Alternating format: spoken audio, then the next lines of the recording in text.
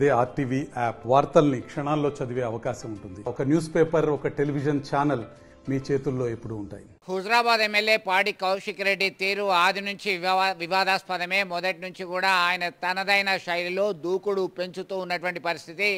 ఎమ్మెల్సీగా ఉన్నప్పుడు అలాగే ఎమ్మెల్యే ఎన్నికల బరిలో దిగినప్పుడు సైతం ఆయన తనదైన శైలితో వివాదాస్పదమైనటువంటి వ్యక్తిగా పేరొందాడు. పలుమార్లు కేసులు సైతం ఎదుర్కొన్నాడు. ఈ క్రమంలో మరొకసారి కరీంనగర్ ఉమ్మడి జిల్లా వ్యాప్తంగా జిల్లా అభివృద్ధి సమీక్ష సమావేశం కరీంనగర్ జిల్లా కలెక్టరేట్ ఆడిటోరియంలో నిర్వహించారు. ఈ సందర్భంగా కౌశిక్ రెడ్డి ప్రవర్తించినటువంటి తీరు వివాదాలకు అవకాశం కల్పించింది. ఇతనిపైన 3 కేసులు కరీంనగర్ 1 టౌన్ పోలీస్ కేసులు నమోదయ్యాయి. దీనికి సంబంధించి సమీక్షా సమావేశాన్ని 3 మంత్రులు కరీంనగర్ జిల్లా ఇన్ఛార్జ్ మంత్రి ఉత్తమ్ కుమార్ రెడ్డి, అలాగే జిల్లాకు సంబంధించినటువంటి మరో 2 మంత్రులు శ్రీధర్ బాబు, పొన్నం ప్రభాకర్లు, ఇతర ఎమ్మెల్యేలు, ప్రజాప్రతినిధులు, అధికారులు ఉండగానే సమీక్షా సమావేశం నిర్వహిస్తున్నారు.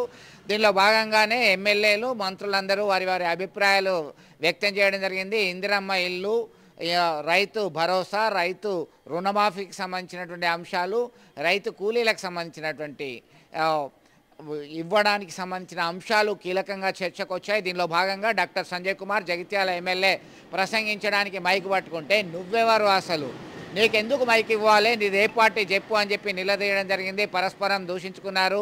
అన్పార్లమెంటరీ లాంగ్వేజ్ వాడడం జరిగింది. ఒక భౌతికమైనటువంటి దాడి సైతం జరిగిందని చెప్పేసి ఆరోపణలు వస్తున్నటువంటి నేపథ్యంలో ఒక్కసారిగా అధికారులు అలర్ట్ అయ్యారు. 3 మంత్రుల సమక్షంలో, ప్రజాప్రతినిధులు, అధికారుల సమక్షంలోనే ఇలా దాడికి దిగడం హేయమైనటువంటి చర్య అని చెప్పి విమర్శలు వస్తున్నటువంటి నేపథ్యంలో ఒక్కసారిగా కలకలం సృష్టించడం జరిగింది. నేను బరాబరి ప్రశ్నిస్తాను, ఆయన ఒక పార్టీ నుంచి విజయం సాధించి మరొక పార్టీ అని చెప్పుకోవడానికి సిగ్గుండాలని కౌశిక్ రెడ్డి దూకుడు పెంచడం జరిగింది. ఈ క్రమంలో పోలీసులు జోక్యం తీసుకొని ఆయనను బయటకి తీసుకెళ్లడం జరిగింది. దీంతో కరీంనగర్ 1 టౌన్ పోలీసులకి డాక్టర్ సంజయ్ కుమార్ పిఏ వినోద్, అలాగే ఆర్డీఓ మహేశ్వర్, అలాగే మరొక కాంగ్రెస్ నేత లైబ్రరీ కమిటీ చైర్మన్ సత్తు మల్లేశం 3 వేరువేరుగా కరీంనగర్ 1 టౌన్ పోలీసులకు ఫిర్యాదు చేయడం జరిగింది. దీనిలో భాగంగా కేసులు నమోదయ్యాయి. పాడి కౌశిక్ రెడ్డి తనదైన శైలిలో స్పందించడము, ఇలా కేసులు ఎదుర్కోవడం పరిపాటిగా మారింది. దీనిలో మనం చూస్తున్నాం పాడి కౌశిక్ రెడ్డిపై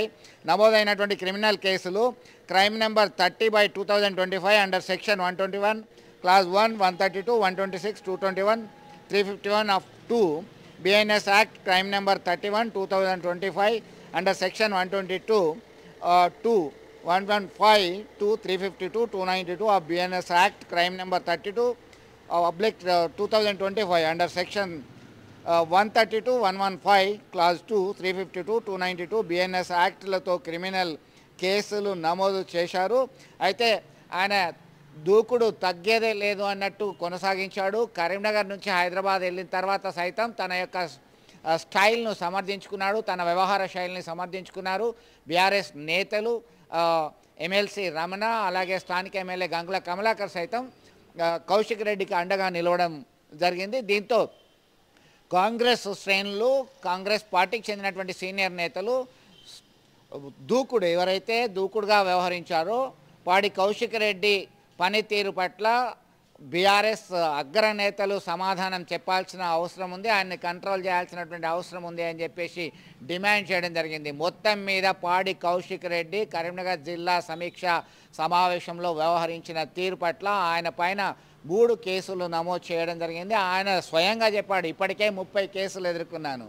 మొన్న జిల్లా పరిషత్ సమావేశంలో నేను ప్రశ్నిస్తే నా మీద కేసులు వేశారు, మరొకసారి ఏమైనా కేసులు వేస్తారా ఏంటి అని చెప్పి ఆయన ప్రసంగిస్తున్నటువంటి సమయంలోనే గుర్తు చేయడం గమనార్హం. ఈ క్రమంలో కరీంనగర్ ఉమ్మడి జిల్లా వ్యాప్తంగా పాడి కౌశిక్ రెడ్డి వ్యవహార శైలి ఒక వైరల్గా మారిందని చెప్పుకోవచ్చు. మరిన్ని వీడియోస్ కోసం ఛానల్ ని సబ్స్క్రైబ్ చేయండి. లేటెస్ట్ అప్డేట్స్ కోసం వాట్సాప్ ఛానల్ ని ఫాలో చేయండి. అండ్ లింక్ డిస్క్రిప్షన్ లో ఉంది.